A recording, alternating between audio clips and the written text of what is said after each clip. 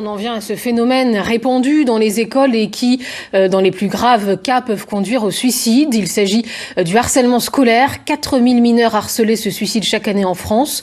La police mène donc des opérations de sensibilisation dans les établissements. Comme ici, vous allez le voir à Orléans, Mathieu Jarry, Yves Leploy.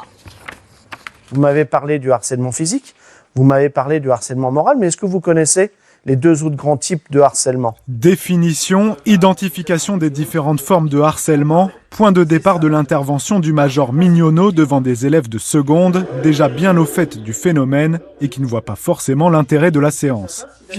Quand je me suis harcelée, on l'a fait plein de fois, ce discours, et ça n'a jamais changé. Est-ce que tu en as parlé? Pas au début? L'intervention de l'officier vise justement à combattre toute idée de fatalité. À l'aide d'un film, il aborde aussi le cyberharcèlement, les précautions à prendre sur les réseaux sociaux et martèle un propos, l'importance de la parole. En fait, une victime, elle n'a pas choisi. Son seul échappatoire, c'est d'en parler. Et en parler le plus tôt possible parce que l'adulte, les parents, la professeure, le directeur d'établissement, la police ou la gendarmerie sera là pour l'aider et de la protéger. Rien que dans cette classe, au moins 5 élèves ont déjà été harcelés. C'était de l'harcèlement moral et physique. Ça me jugeait par rapport à plein de choses.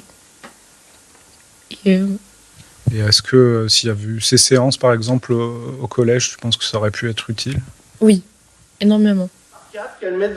Jean-Bernard Mignonneau intervient du CP à la terminale et son discours ne s'adresse pas seulement aux victimes. Ça libère vraiment la parole à la fois des victimes qui ont pu subir du harcèlement, mais aussi une remise en cause de leur propre comportement. Ils peuvent se découvrir finalement une attitude de harceleur, entre guillemets, et changer leur propre comportement. Selon les associations de prévention, en France, 1 élève sur 10 subit du harcèlement.